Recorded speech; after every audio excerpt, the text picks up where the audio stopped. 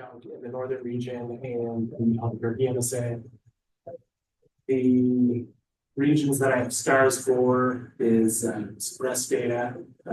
So we don't have enough people in that area to mention. Again, the Farmington MSA had much lower wages. And Albuquerque was in line with the overall, and the eastern and northern regions were lower. The wages did match. So I have a couple other relevant occupations, but these ones I didn't have because we need data for. Earth drillers, people who are drilling the wells. We have 160 workers in New Mexico. Don't have enough data to say how much they're making. We have water resource specialists, but it's only a sub-occupation of natural science managers, which has 420 employees in New Mexico. We don't really know what percentage of that would be water resource specialists.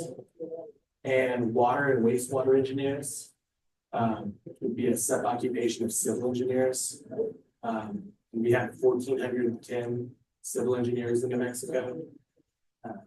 So again, we don't know what percentage of those would be water and wastewater engineers. I have some labor market information resources. Then we're going to look at a couple of the, you guys have any industries or jobs that you want to specifically look at? There is ONAP, which is put forth by the Bureau of Labor Statistics, and that's where you can find detailed information about jobs. It has the skills needed for different jobs and descriptions. We have the New Mexico Department of Workforce Solutions website. The researchers tab has all of our projections and occupational data. We also have that at the site that we call Laser, which you can get to at laser.state.nm.us, and this very long URL as well. And we can be emailed at nmdaws at economic research at dws.nm.gov, and we can answer pretty much any labor market request you have. We can try at least. So does anyone have any jobs that they would have liked to have seen? I think the water resource specialist already like that. Said 420 water resource specialists. Natural resource specialist, so it's not all water resource. Does that sound like we worked really hard to get our numbers right? But sometimes, especially the occupations, it's I think we hire a lot of water resource specialists at OSC, so from 1, 2, and 3 and 4s. So is the internet not? It's connected. I'm even getting the same thing. Like if you go to facebook.com, it should pop right up.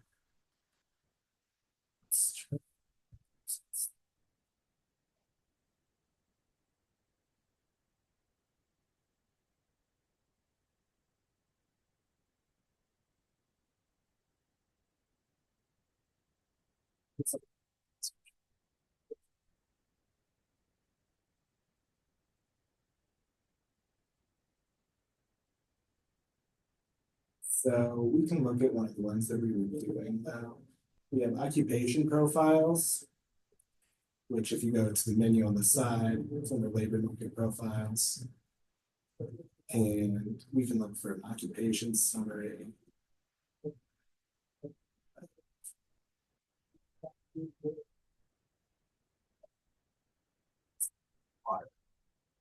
So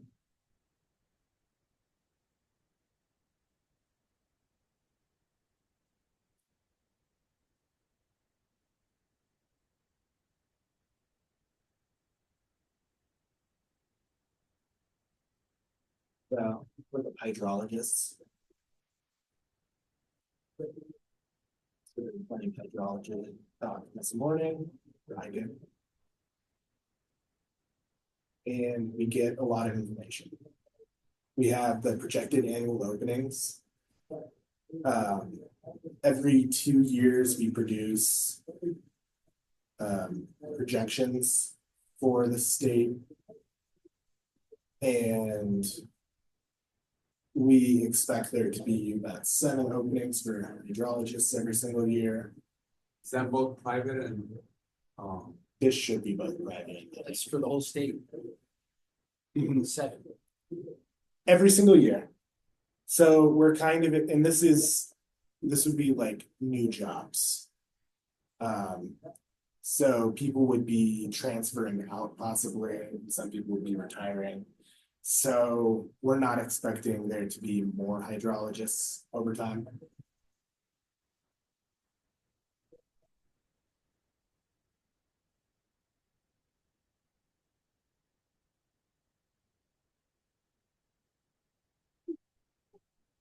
Yeah, Got a huge percentage, where's that? Bureau of Geology, Oh, wow. Are you gonna fill? trying my best. Actually, I think that we might come up to you right now. So we also have job openings. We have the jobs availability, and there are 2 job openings for hydrologists right now. And we can click on it. And I don't think these are you. That's me. Oh, wait, we have the second one's you. One of my 2 in there. We have one for Santa Fe, and we have one for so yeah. how do we get on this list? Cause we have probably one that we're gonna be. Maybe it's not active yet, or we're not. So it should work with all jobs. Sure. Is it automatically pulling those or somebody It- submitted it to you? It is, businesses can list on our Workforce Connection website, which I always suggest that they do. It's a free resource, free job listing. The government ones should automatically be on there. You don't know how that information gets to that website. It's a little bit funky, and I don't always trust the numbers of job, like, a lot of our job openings numbers are based on this and some other stuff that we have. So the job openings numbers, they're a good thing to look at. Take them with a grain of salt, So there. I get information from SPO, right? They probably populate this. So So it doesn't include private, right? it can. Private company, this pulls, I think from some other job listing websites as well, and for free, private companies can list on Workforce Connect's website. Which people using unemployment are supposed to use every single week to look for jobs. But we saw that it does work. It'll also show the candidates available for a job. So that's always fun. There are 2 people in our system that are supposed to be looking for jobs that within their resume shows that they are possibly a hydrologist or something close enough to it. I'm hiring. It won't let us click for it, but theoretically, there are 2 people on the Why? So how are you website. supposed to see that information? that- Like if I want to make sure those hydrologists see my posting. I don't think we can guarantee that, unfortunately, because of their privacy. I'm sorry, but there's people there. That should be a little bit of a bright spot, right? Supply and demand is just a number that we have with the openings versus candidates available. So 1 candidate per job opening, there are a lot worse ones. There's some that there's only like 0.1 candidates per job opening. So, and then we have required education and work experience, which typically requires masters. I don't know if that's what you guys believe. And work experience, which is 6 months up to and including a year. And then we have the wage numbers, which pulls from our survey that we do of the wages. And Entry level wage is about 6,000, median wage is 91,000, experience of what wage.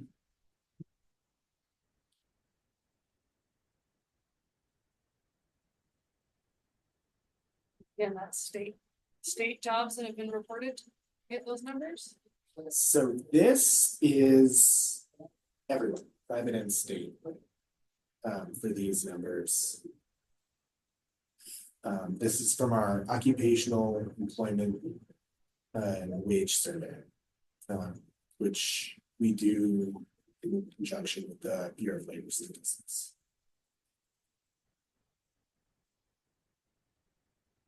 And if we're giving you data, that means that we have to have gotten decent data.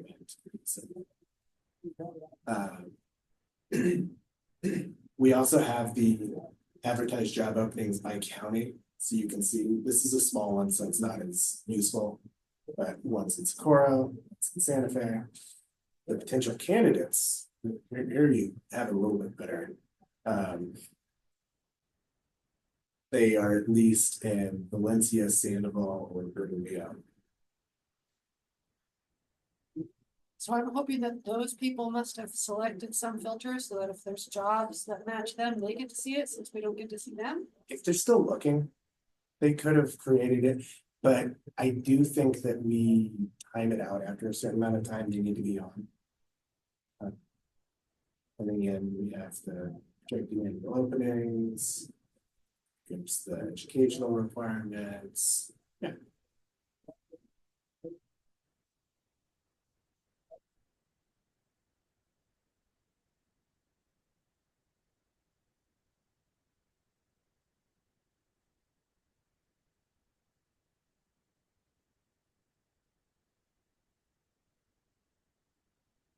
That's the back way to get to that stuff. That's gonna look at. That's good. I was curious about your water operator. You had some wages which were pretty stinking low. Yeah. Yeah, those were concerning for me.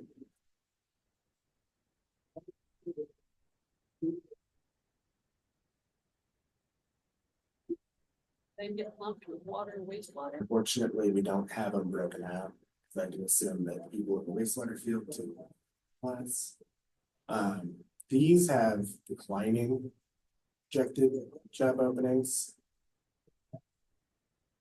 So they're supposed to make have about 2 less openings a year. And currently. Some of that might be for automation. Yeah. Those probably drive up the wages then, if they're counting it. Sometimes there's funky stuff like that that shouldn't be. You know, it's, you have a laborer working for the city of Las Vegas. That's why a lot of these wages are a lot lower. So like, what about the next one, wastewater system tech 2 at $19 an hour? What kind of prerequisites to have that be? You can look up all this. Sorry. No, it's good. And we have 2 online. so Sorry, they probably can't hear our question. They can. We're looking for their duties and responsibilities. I'm just curious how much education Oh, they're yeah. expecting for somebody with $19 an hour.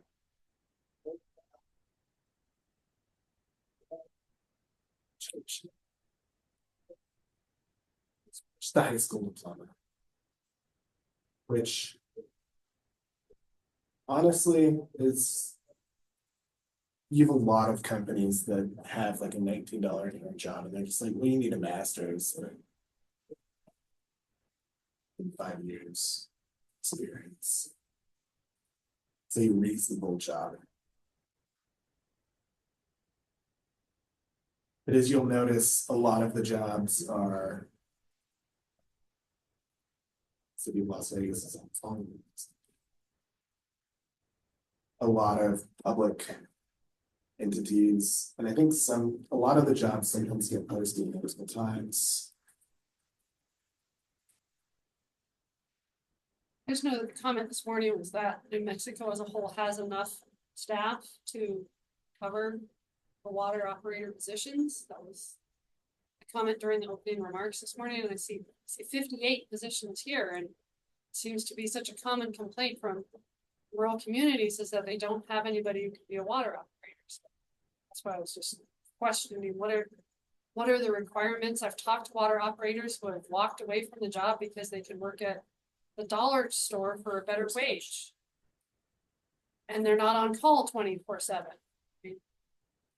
You said we have.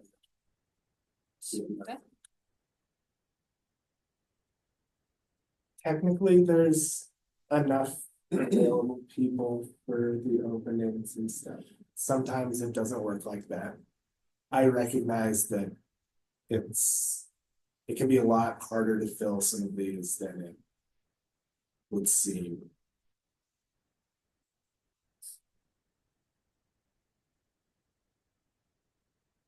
So I've looked at that, and I also have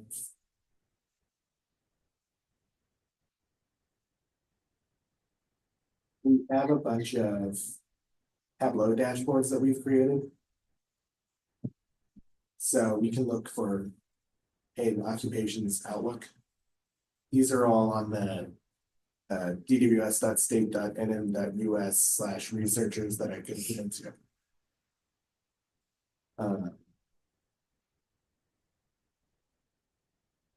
So the competing job that we were talking about, working at the Dollar Tree, retail salesperson, we're expecting them to grow. They don't need any education. It's not a STEM occupation. They make $33,000 a year, which is a little bit more than we saw for the entry-level wage. Which the entry-level wage, I think, is it's the like 25th percentile is what we consider the entry-level wage.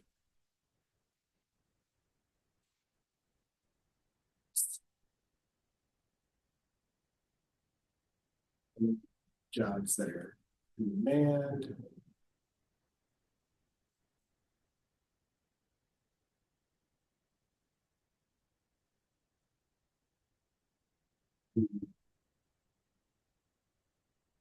The water job is not there.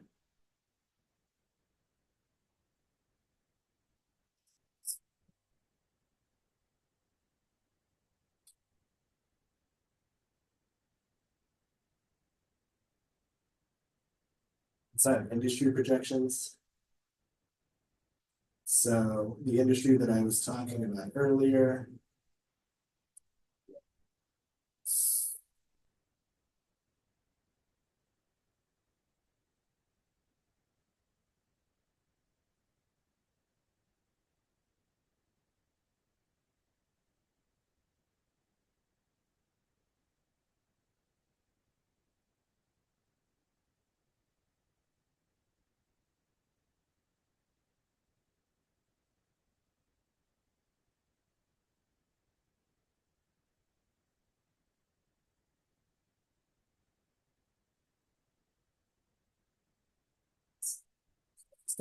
That's it. Really higher. Nope. No. There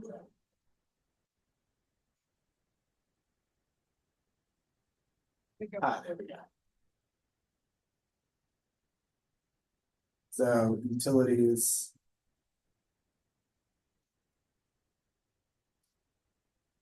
We expect to grow by about 110 workers over the next 10 years. Santa Fe is a decrease. Santa Fe is a decrease. And this is the utility operator or water. This isn't just water. This would include electric as well. Because it's 221. Although I would expect most of the growth to be water, because as we shift to green energy, a lot of the electrical utility drops, except for linesmen, they're still needed for electricity, but we need a lot less people for wind and solar. Why do you see a drop there? Yeah. It's a small drop and it's a small area. Although I would expect it to be a little bit more than 120 people right now anyways, but. It's possible that they're included somewhere else. Which is one of the problems with our numbers. Sometimes things don't work exactly as you would expect them to.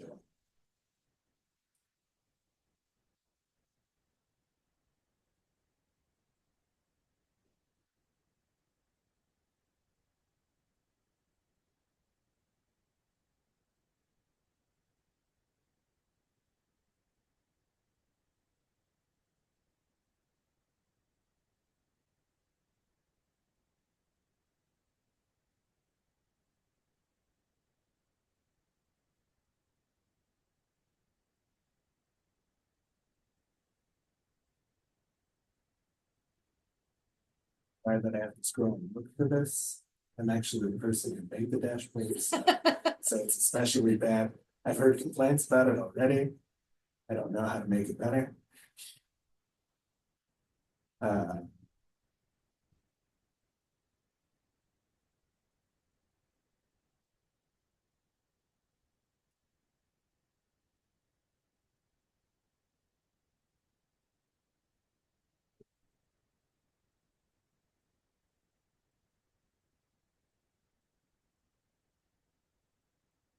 So we're supposed to see a drop in the number of water and wastewater treatment plant system operators by about 20. From 1390 to 1370. Median annual wage of 43,000. Again, Santa Fe seemed to drop. So because maybe they just can't afford to live there and they're living so nice. It's where the work is. It's probably slightly crude in how we calculate the different areas. So I think we have maybe an overall drop in the Santa Fe area just because of the high costs of doing business in Santa Fe. So it gets distributed across everything.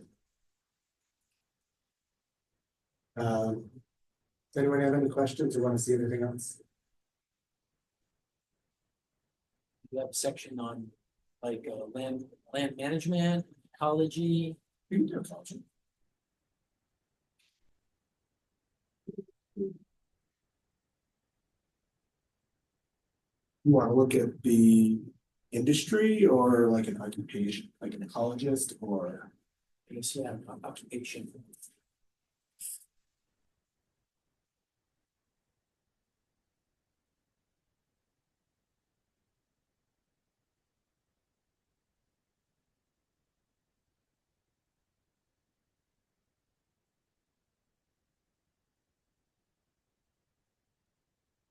The industrial ecologists first.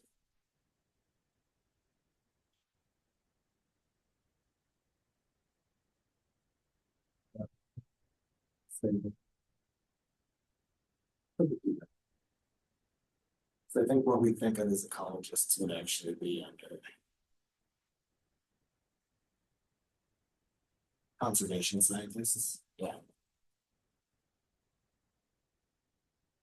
Sometimes the naming is hard. That's why I gave you guys the email. So we can always help with any of the specific experts at occupations. Can always help with that. So no demand and no candidates available right now. But we have stable job openings over the next 10 years.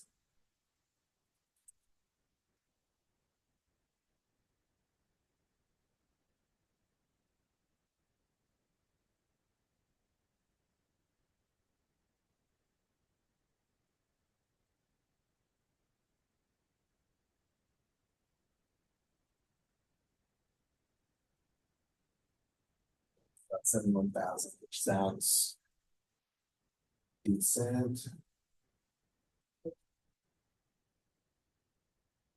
Industries they work in.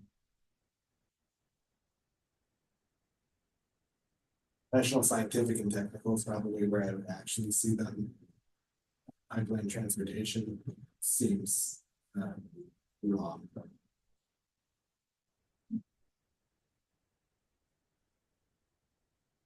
7 hydrologists. That's interesting.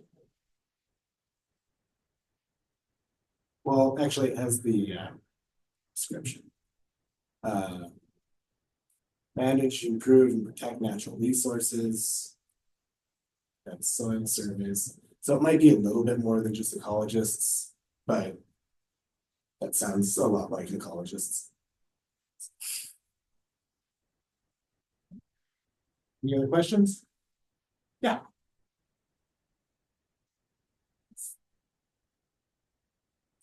Chemists or lab technicians? Yeah, of course.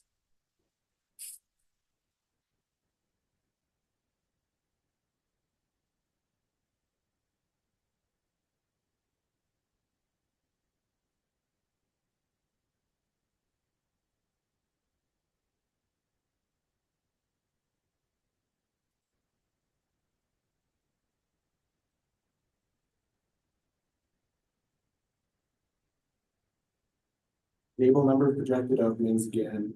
23 openings available. So it's good.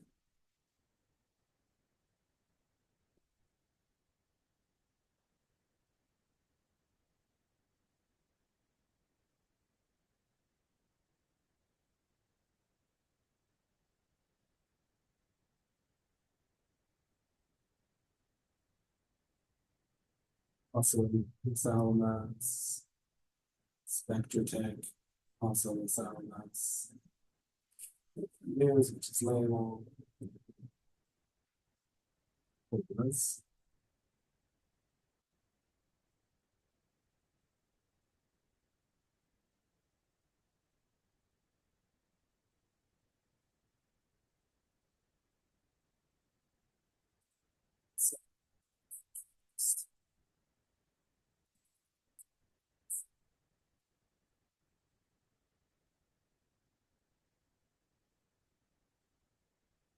And it is available. So 0.04 candidates per job opening, so it could be worse. Requires bachelor degree, work experience typically over 4 years. That's probably because most of them are at the base, at the high wage range. Let's look at it.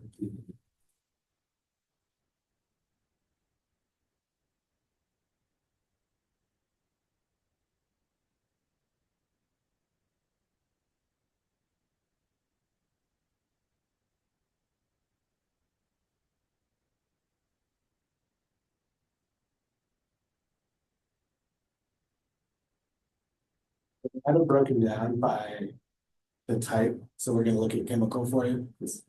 I assume that's what you're looking for.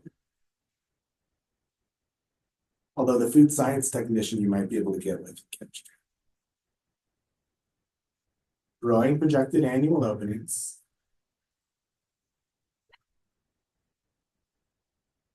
About 18 openings a year.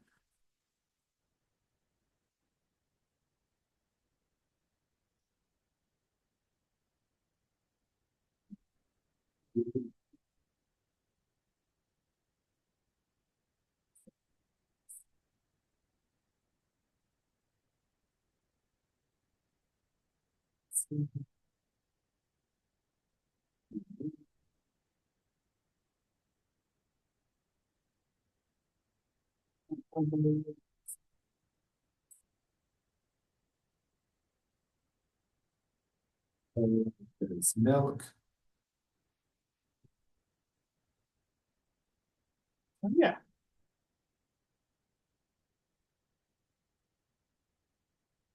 Anything else?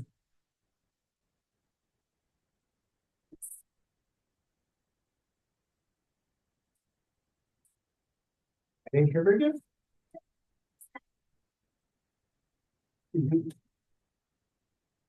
Um, the easiest way to get to it is laser.state.nn.us.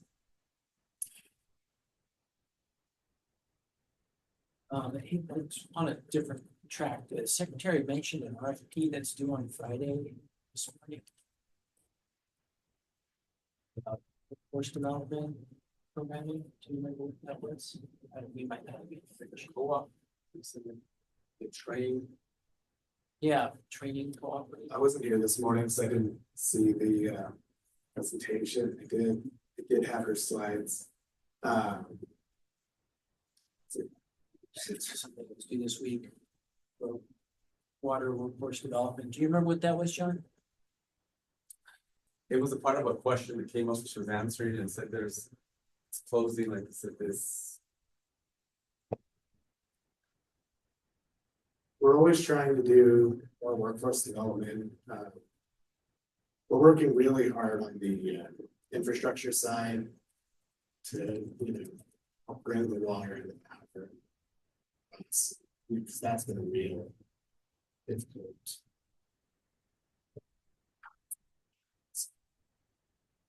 And how do you guys feel about your ability to find people to do jobs?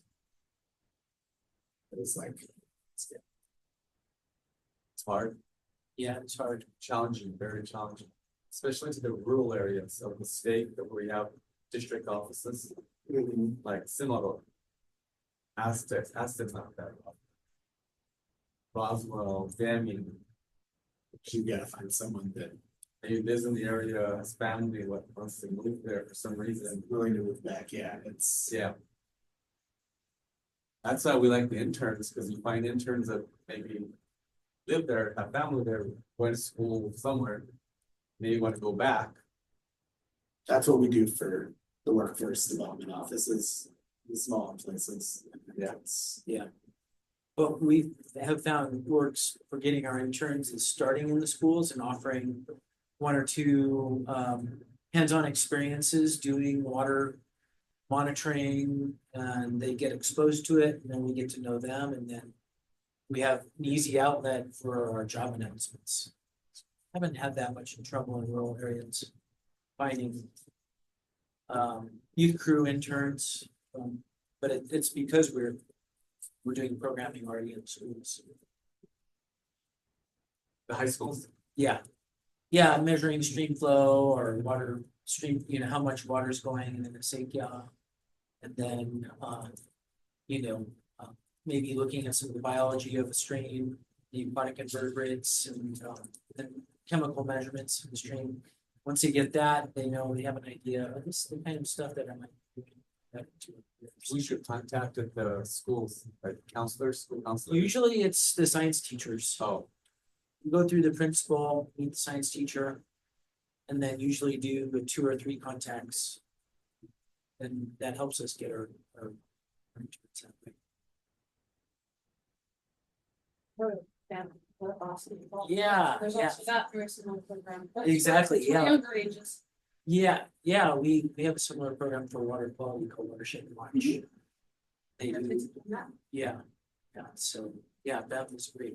Yeah. Work with them. So we just Watershed Watch. River Source, my company, Okay. Yeah. What grade level is that? it's middle school through high school. And which school is it?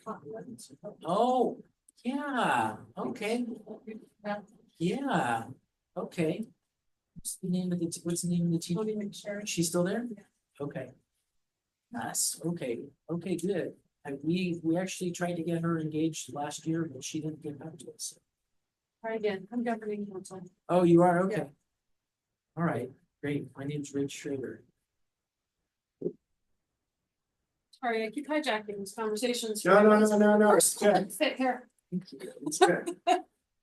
Just working on building the workforce, that's what we're here for. Measuring and building the workforce. Yeah. So I get, does anyone have anything else? I stretched a little bit. Hopefully that helps, and like I said, any questions or anything. I tried to show a lot of the resources we have, because we have, we have industry, we have occupation. And even stuff that's not our data, if you ask, we will find, or we will tell you that it doesn't exist, which isn't good, but sometimes it's nice to know. Yeah, thank you. I'm Susan Pelletier. I'm with New Mexico Rural Water Association Registered Apprenticeship Program. In February of 20.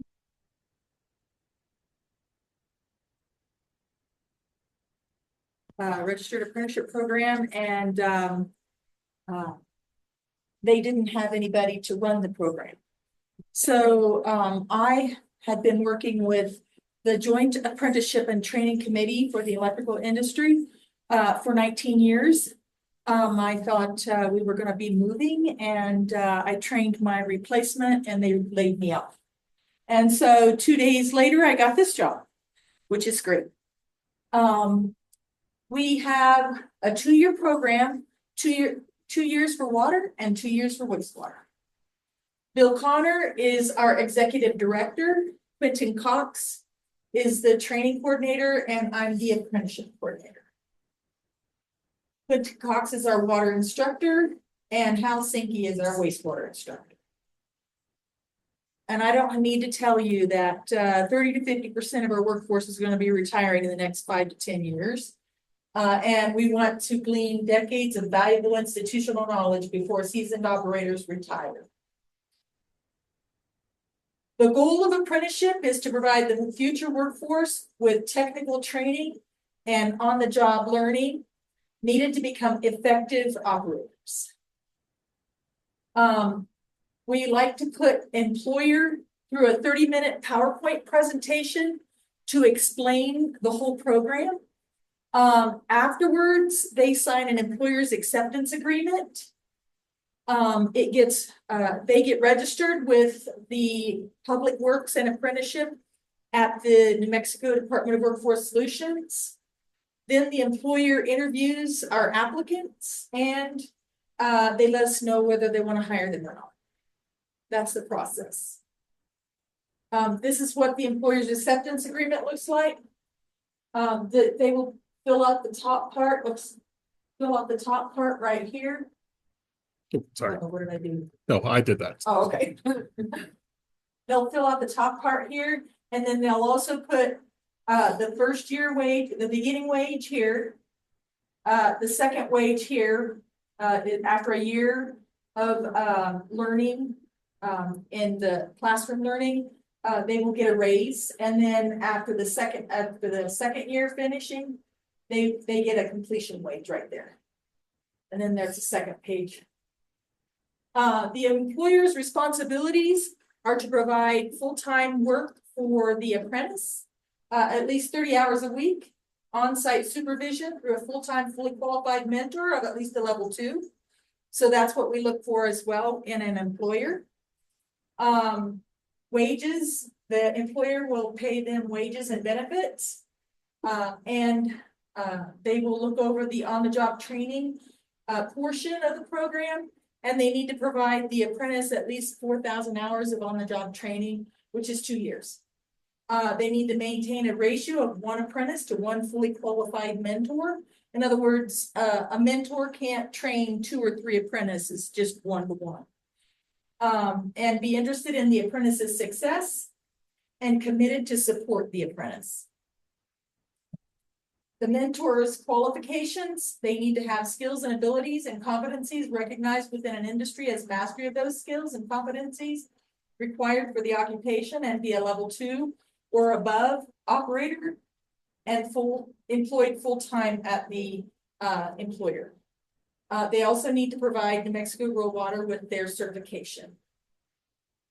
The responsibilities of the mentor is to look over those on-the-job training work processes plan that they need to train the apprentice on, make work assignments for the apprentice, ensure safety at the work site, approve on-the-job training hours monthly, and evaluate the apprentice every 6 months. They also need to take 2 online classes, 1-hour classes, anti-harassment and foundations of mentorship. Now, the way they approve these on-the-job training hours monthly, the national office has a database, and it's called the National Rural Water Association Apprenticeship Tracking System. The apprentice will, well, I'll go a little bit further on. They will the mentor will approve the apprentice's hours on that website. And there's also a place on there where they will do an evaluation on the apprentice every 6 months. This is what the on-the-job training work processes training plan looks like. The mentor needs to make sure the apprentice has at least 240 hours of tools, equipment, and workplace safety, 400 hours of vehicle and specialized equipment, 1,920 hours of system operation and maintenance, 960 hours of quality control, and 480 hours of logistics, reports, and supervision. That totals 4,000 on-the-job training hours. The apprentice's responsibility is to enter those on-the-job training hours daily online in that apprenticeship tracking system. They will accumulate at least 4,000 on-the-job training, which approximately is about 2 years. The mentor's responsibility is again to verify those on-the-job training hours monthly. The apprentice needs to have a computer, an email address, and an internet connection to do this program because most of the classroom hours are online. And the classroom hours are called related technical instruction hours. They are provided by New Mexico Rural Water staff. That would be me. I email the apprentice certain classes that they need to take, and then they email me back their certificates. We also have them attend our conferences. Assistants from our associate members and vendors from our conferences, engineers and operators, sort of like this conference. And they'll get 18 credit hours from those conferences. And I also schedule certain classes that they have to take at the conferences so that they fulfill their curriculum. They have instructor-led online Zoom classes. At the very beginning, I showed you Quentin Cox and Hal Kissinger. They teach certain classes for the apprentices on Zoom classes. And they need to attend a CPR first aid hands-on in-person class. And lastly, we use the California State at University Sacramento Office of Water Program books. What they'll do, they'll read a chapter, and at the end of the chapter, they'll go on to the California State website and they'll take the end of chapter test and they'll email me the results. I keep track of their hours in that apprenticeship tracking system at the national office. To complete the program, the apprentice must have at least 4,000 on the job training hours, 288 related technical instruction hours, 4 satisfactory mentor evaluations every 6 months. I remind the mentor that they need to evaluate the apprentice. They need to complete all assigned classes and courses, attend all conferences assigned, pass the New Mexico State Licensing Certification Exams 1 and 2. The cost for the water program is $3,800. The books and classes total $21,3248. The conferences, we put them up in a hotel for 3 days, and that costs about $417, I believe it is. And you times 4 is $1,668. Cost for the wastewater program is $3,436.98. The books cost and classes cost $1,768.98. And again, the conferences that we put them up in a hotel for 3 days, 4 times for the total 2 years. The funding for apprentice classes. Before the employer hires the apprentice, we try to have them go to Workforce Innovative and Opportunity Act to see if they qualify for funding to help pay for this schooling. Okay.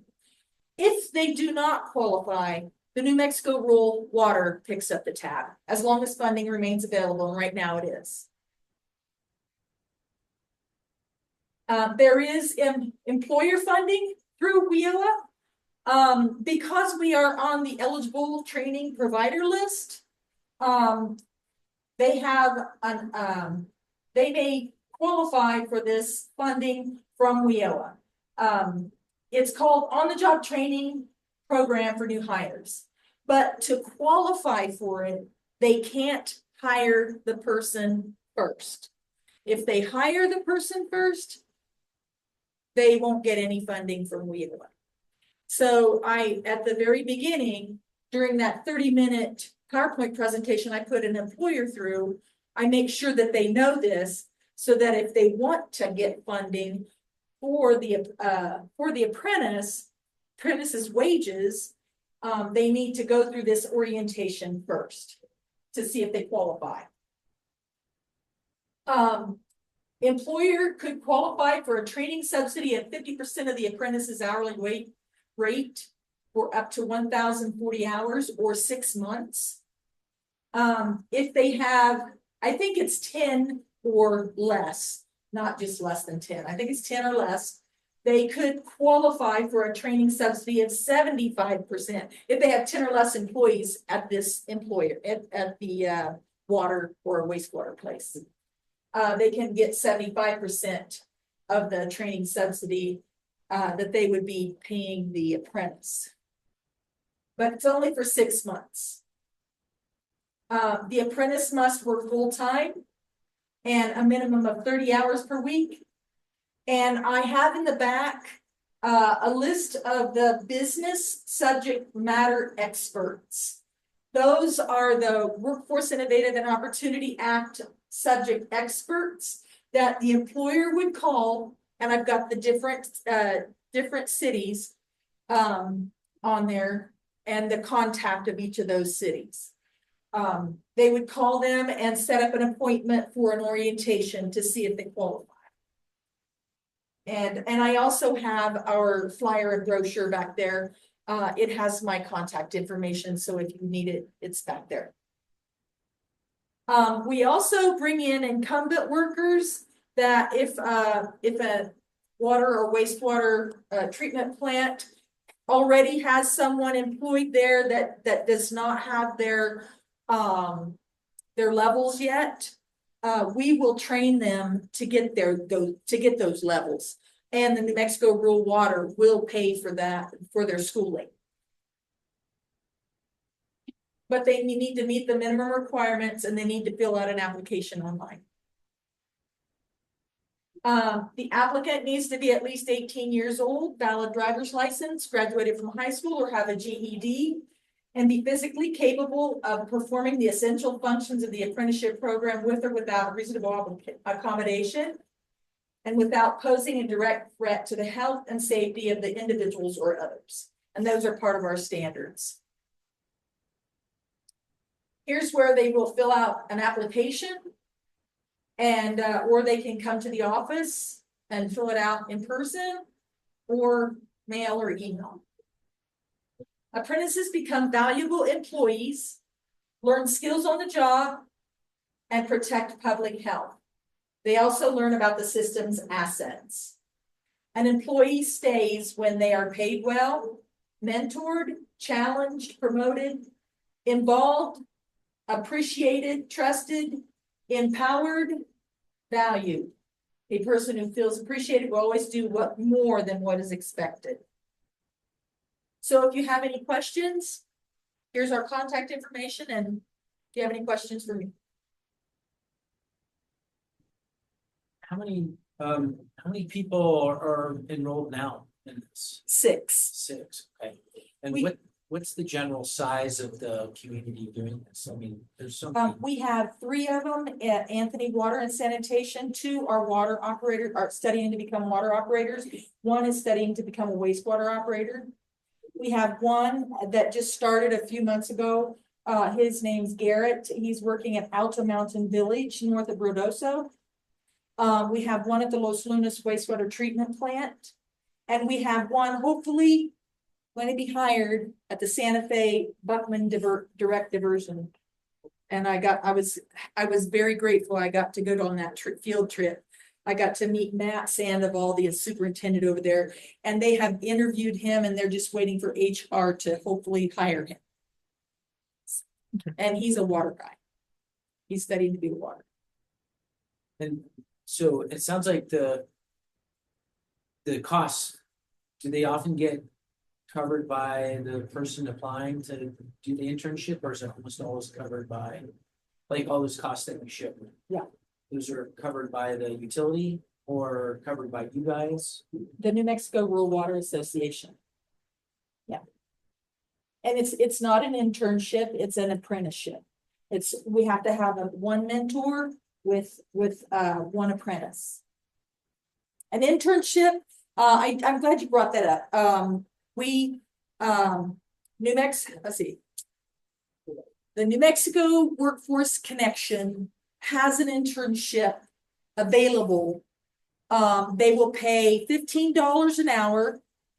For if an employer is interested, they need to contact New Mexico Workforce Connection to see if they have someone already available. This is not part of our program, but the employer and New Mexico Workforce Connection can get together. If the employer has somebody that would like to see if water or wastewater would, if they would like to do that career, they will pay them $15 an hour. They'll pay their insurance. They'll pay insurance, workers' comp. That's it. Yes. And their employees, or are they contractors? They get 1099. I don't know. How much does for the apprenticeship, how much do people usually get paid?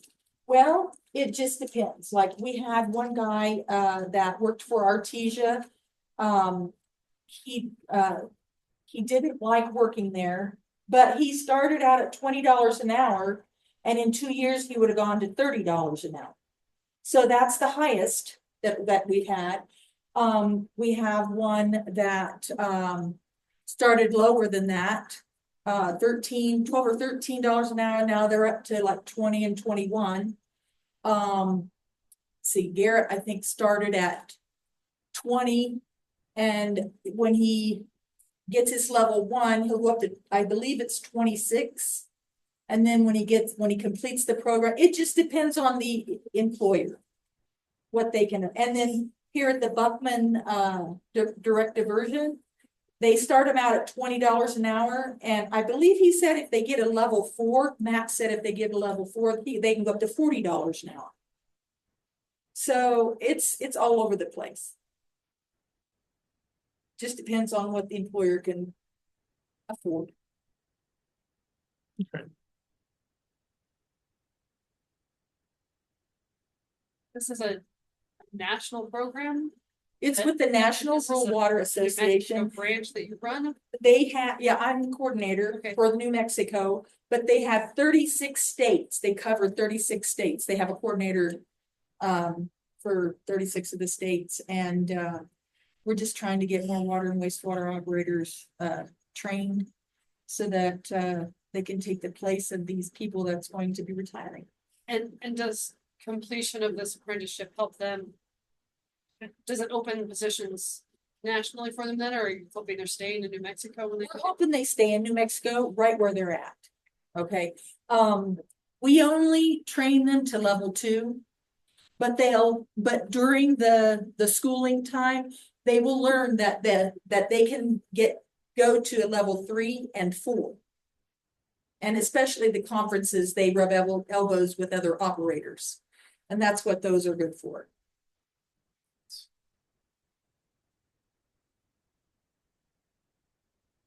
Any other questions? Any other ones in northern New Mexico besides Santa Fe? We have an employer that's interested in hiring somebody at El Prado in Taos. But we're still working on that. I'm trying to get people interested in the area. Once I find out when I get an applicant on our national website, we put them through an interview, and then after the interview, they're on an applicant pool list. And then afterwards, I look all over around that area at employers. I go on the Drinking Water Watch, and I I look up their name and contact and email address, and I email them the information about the apprenticeship program. So I try to find them a job near where they live. And I'm trying to get more employers interested.